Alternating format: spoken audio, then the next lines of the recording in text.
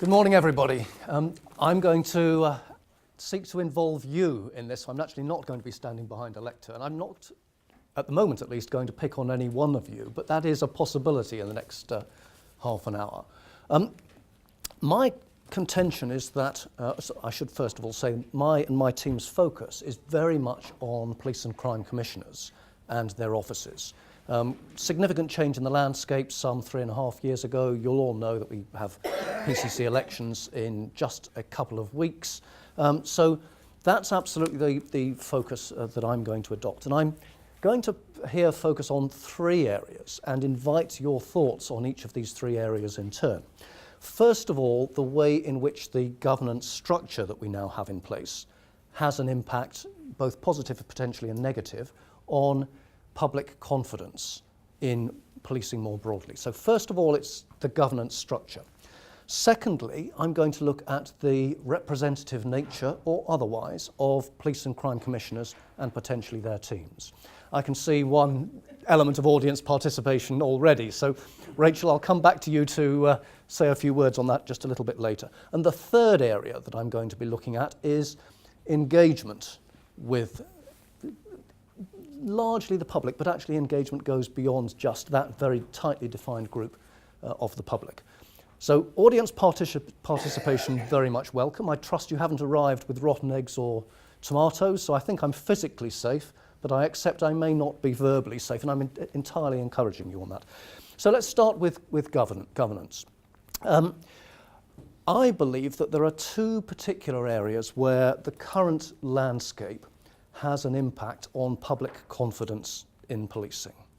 And those are, first of all, that the nature of the structure that we now have is very much to encourage police and crime commissioners and their teams to just look at their force area. So we have in West Midlands, a West Midlands PCC, and his team, the OPCC, largely focuses and is encouraged to focus on West Midlands.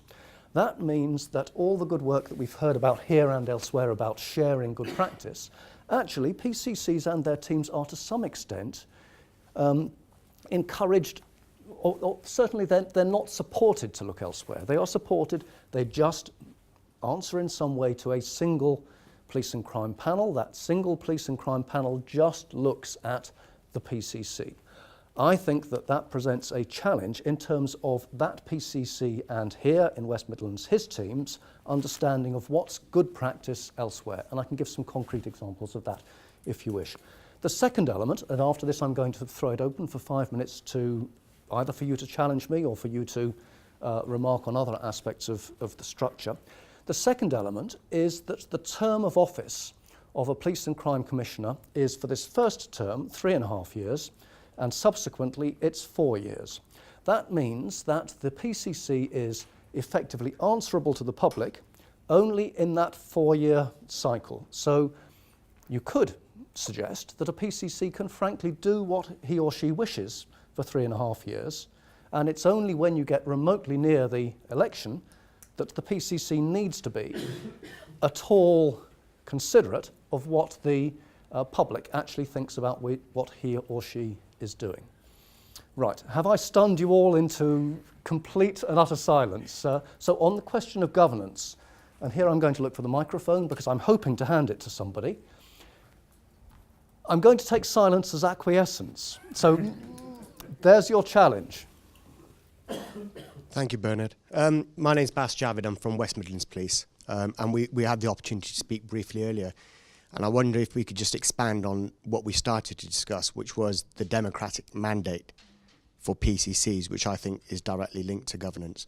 And my view is now is a more important time than ever because we had the first elections 4 years ago in West Midlands, except that we had a by-election halfway through because of the tragic death of Bob Jones. We have an electorate of just shy of 2 million in the West Midlands, so people eligible to vote. And only 10% turnout at the time, and only half of that turnout, so just short of 100,000, voted for the current PCC, who's David Jameson. So effectively that means 1 people in 20 of voting age in the West Midlands have put the PCC where they are, with a very large job to do. But that mandate, in my view, now is a really testing time for that to be increased, because, and I think we can all band numbers around, but if it doesn't go up to at least 20% turnout, I think we've got some real serious questions to ask around the validity of any governance that the Office of PCC may have. Any wider thoughts on that? Gentleman at the back, let me bring the microphone to you. Thanks. I'm Ben Bradford, University of Oxford. I completely agree about the turnout last time. I guess the turnout will go up this time because it's on the same day as local elections. But this is, I hold my hands up here. There are elections on the 5th of May, right? Where's the publicity for that? There has been no debate about this whatsoever in Thames Valley where I live. I haven't had anything through the door. There's been nothing on local television, been nothing on national television.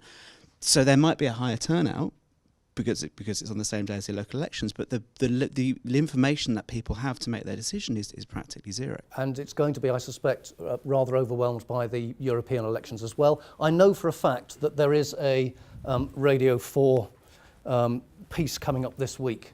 I can't tell you how long it is, but there is at least something on PCC elections on Radio 4, which I realise does not have a mass audience. But let's see, there is a challenge there. Let me come back to turnout. Let's have comments on governance and structure just elsewhere. And I'm probably going to take two more, and then I'm going to move on because I'm sure the chair is watching the clock like a hawk, and I need therefore to do the same. Richard Bennett from the College of Policing. I think the other area where I think there's a real issue is the size of the role, and quite often the size of the office that is being asked to discharge it. So if we look at the previous model around police authorities, there were a panel of people who were able to look at various activities in the police force and therefore hold the police force accountable in a number of areas. We now have one individual with a fairly constrained office in many cases, and not in all cases, but in many cases a constrained office, and an increasingly large range of responsibilities with which to discharge. So I think not only is there a democratic deficit, I think, potentially here, there's also a deficit, I think, in terms of the capacity of PCCs to effectively discharge the role which they've been given. So let me just play this back to you if I may. So whereas before there were 18 to 20 members of the police authority and their team, their administrative team, now we have one PCC, possibly a deputy, and typically a team of 10, although in larger forces it goes up somewhat. Would your instinct, would your contention be that having a single person is itself a problem, or maybe misinterpreting this, should the OPC, so should the Office of the Police and Crime Commissioner actually grow in number rather than be subject to the pressures that actually it should be smaller? I think the answer is I'm saying both of those things. I think for one person to be accountable for such a broad range of holding police to account is a big ask, but the fiction that you should be able to do this bigger role with fewer staff has, I think, led to an underinvestment in the support mechanisms. So I feel that a lot of PCCs are really struggling with the responsibilities they have. Instinctively, I'd certainly be very sympathetic to that. One more, and then I'm... Rachel, did you have your hand up, or am I going to go to Ian? I'll come back to you. I'm going to give it to Ian instead. Ian Wiggett. I think I'm described as a former Assistant Chief Constable. I haven't quite decided what I am at the moment. I just want to pick up really and provide a counterpoint. I think my experience is that a PCC can be more decisive and is more focused on strategic issues than my experience of police authorities, which tended to be very anonymous, pretty unaccountable, and tended to be more focused on the weeds. I think they tended to get into the detail and minor stuff and get distracted.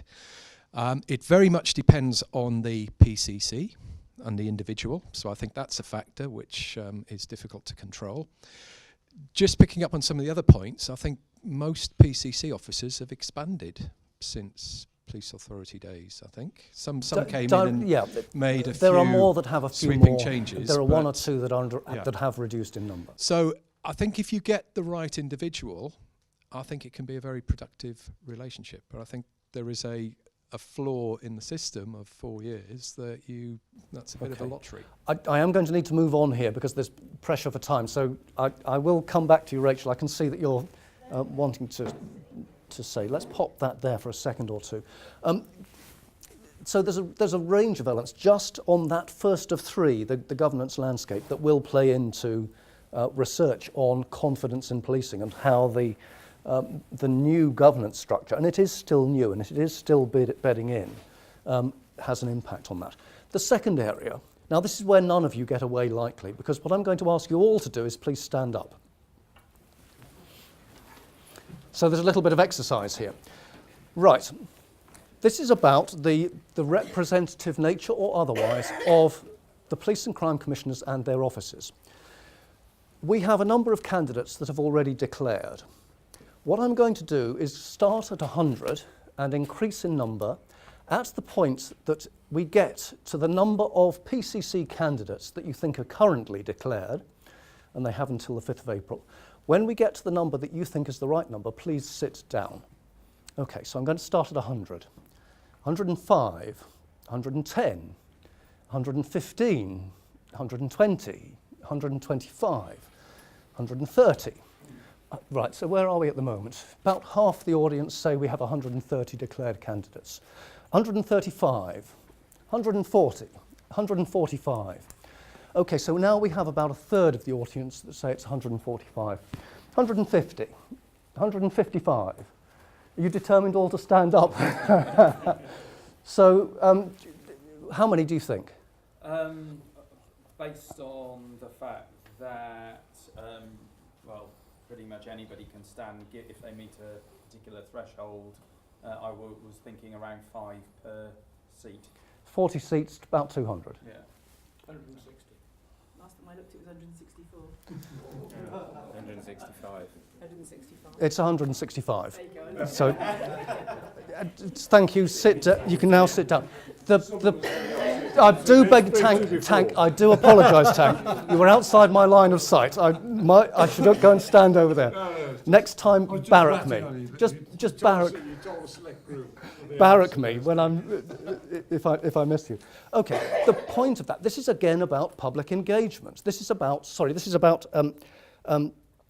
public confidence. Having candidates there is clearly critical, but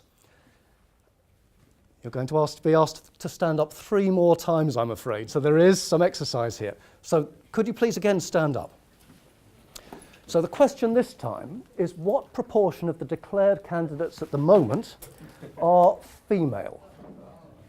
Okay, what proportion of the declared candidates at the moment are female? Now, broadly speaking, it doesn't take a genius to realise that half the population, roughly, is female. But so I'm going to start at 50%. I'm going to work my way down. Please, you know the process. Please sit down when I get to the right number. 50, 45, 40, 35, 30, 25. Sorry, have I ever got to 20, 15, 10, 5. Okay, well, at the general election in 2015, it was 25%. Currently, this group of declared PCC candidates is 15%, just under 15%.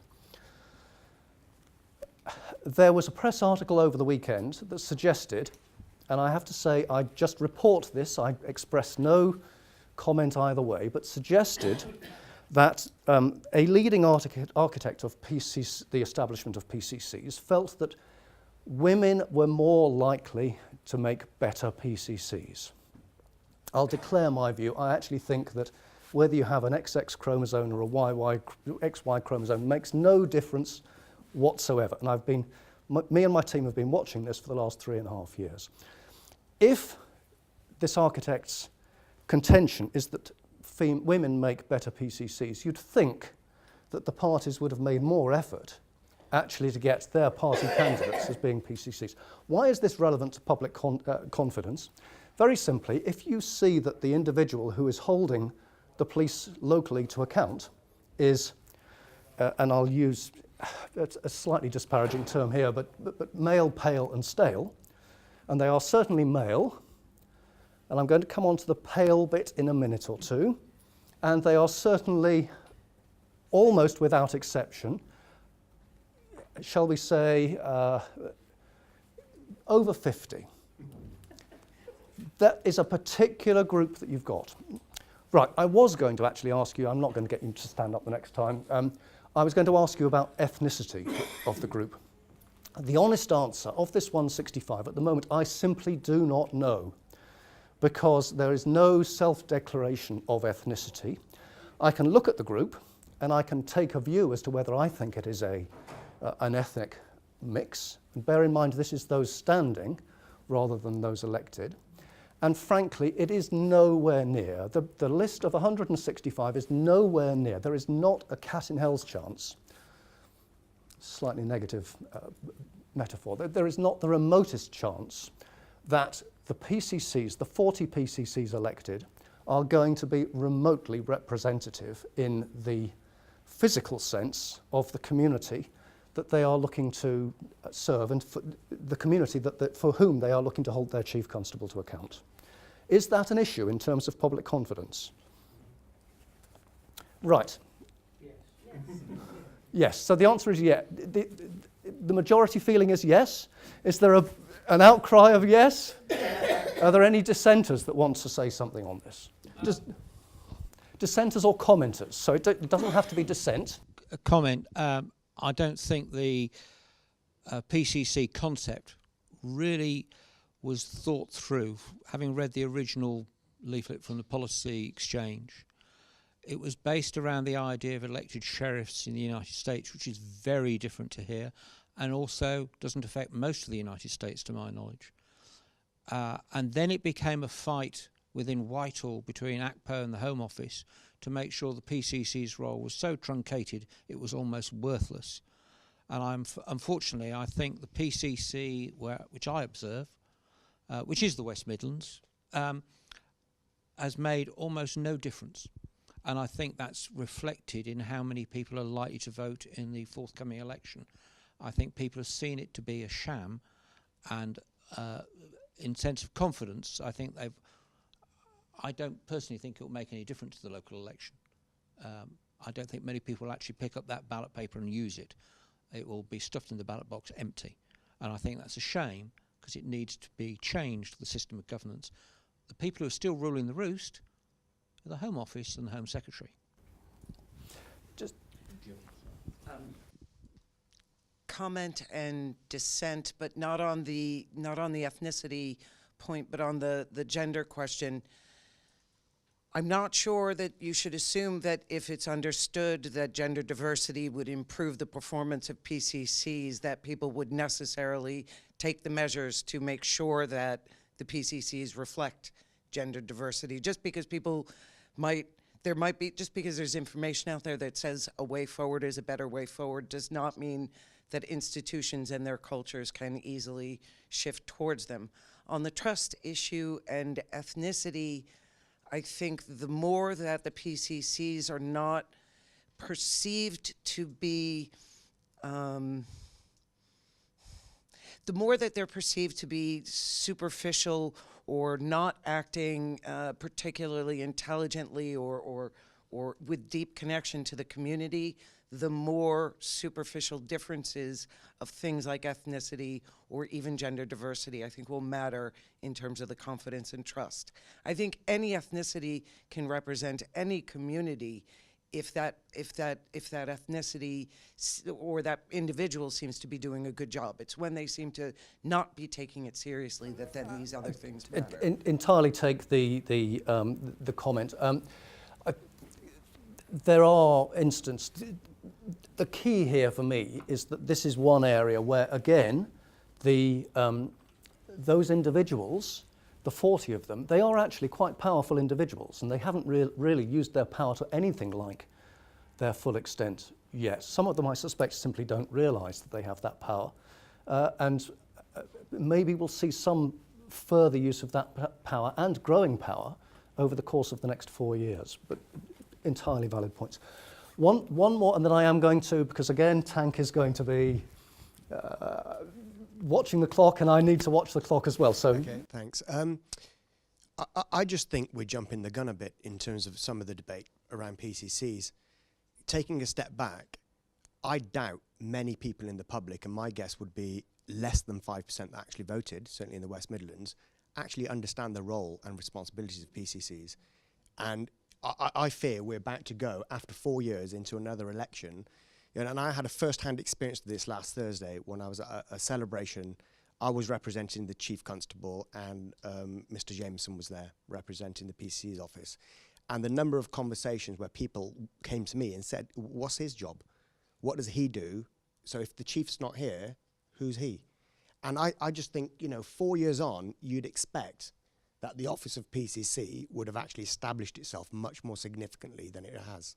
it's very clear that some PCCs don't understand their own role. So I'm not entirely sure how we can...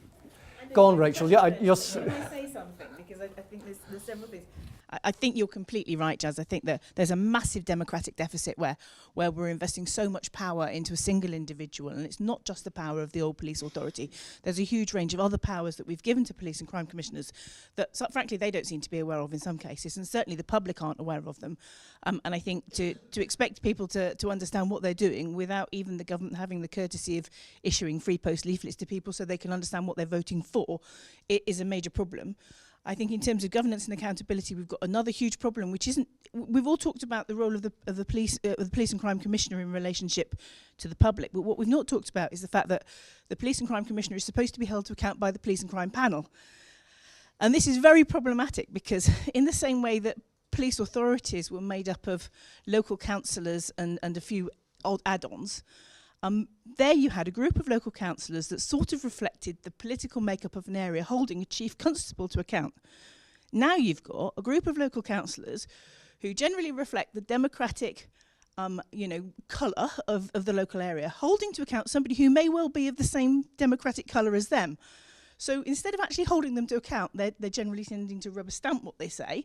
So actually the holding to account thing doesn't work anywhere nearly as well because there's no real separation between the panel and the police and crime commissioner. And the third thing I think is problematic, and there's another democratic deficit here, is about the whole concept of being elected. Because as we know, any elected official has a power base within the electorate. And we know where those power bases are. And quite clearly, the need for support and for friendship and, what did we call it earlier, Marcus? Friendship and guidance, or whatever you're calling it, is quite often amongst those people who have less ability to self-advocate, they've got more need for support, and yet they're also less likely to vote. So there's a question here around people who might have mental health problems, homeless people who are in all kinds of needs of support. I've made a huge list on Bernard's website that you can read if you want to. These are people who are more likely to need, thank you, people who are more likely to need the intervention of the Police and Crime Commissioner, not around policing possibly, but also around the other interventions that the Police and Crime Commissioner funds. And yet they are less likely to vote, which poses a huge question for a Police and Crime Commissioner into where do they put their publicity? Because where you want to put your publicity, frankly, is into over 55-year-old white people who vote a lot. And they're not generally the people that need the most service intervention. You've led me beautifully into the next section. Thank you for that. I'm going to check with Tank. What time are you going to throw me off? 2 minutes. Another 2 minutes. Right. Well, I'm eating into your coffee into the break, I think now, am I not? So I'm going to take 5 minutes of your time, unless there is a revolt amongst the audience. And I'm going to just talk about the third element, which is the engagement part. Now, for me, this ties absolutely to Rachel's point about who is the Police and Crime Commissioner engaging with. The temptation is to engage with people who vote, because that individual will get them re-elected. There's a risk, of course, that if they're not seeking re-election, actually they can do what they like for 4 years if they know that they've just got one term. Again, plays into public engagement. But the public confidence. The engagement bit, I think, is key, and there's two elements I want to draw attention to here. One of which is actually on the going out and listening to the electorate, whether it's those that are likely to vote or those that, frankly, need that engagement, not necessarily easy to reach, But that part is critical to public engagement, and I see it across the 40 experiments. You know, this is a wonderful opportunity. There are 41 different PCCs. It's a classic. It ought to be a researcher's dream, because there are 41 of them doing their own thing, and you can look at what they're doing and pick out the things that have worked. The classic for me is on youth engagement, where the Kent PCC appointed a youth PCC, that didn't work, appointed another youth PCC, that didn't work, and then stopped, when actually there are at least 2 very good models of youth engagement elsewhere. If only, let's not settle just on a single PCC, if only PCCs and their teams were more aware of the good and best practice emerging elsewhere, actually they could pick up on those much more readily. So that for me is one, it's on the engagement side and actually understanding what works there. And for me, a key area is very much on transparency. And this is where I'm going to leave off, so I'm only going to run, subject to your comments, only a couple of minutes over.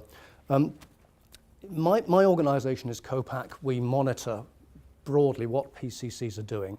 The acronym originally stood for Compare PCCs, hence COPAC, and Share Best Practice. So 3.5 years ago, aware that there were effectively 40 or 41 experiments, what are those 41 doing? What can we pull out? COPAC monitors what they're doing. Policing Insight is effectively the sharing bit of what we do. Now, we are, together with the Committee on Standards in Public Life, who published a report on policing governance about a year ago, we're inviting PCC candidates to sign up to effectively a 4-part pledge that is not dissimilar to the Code of Ethics. There's a parallel there. Now, transparency for me of what you do as a PCC is absolutely critical.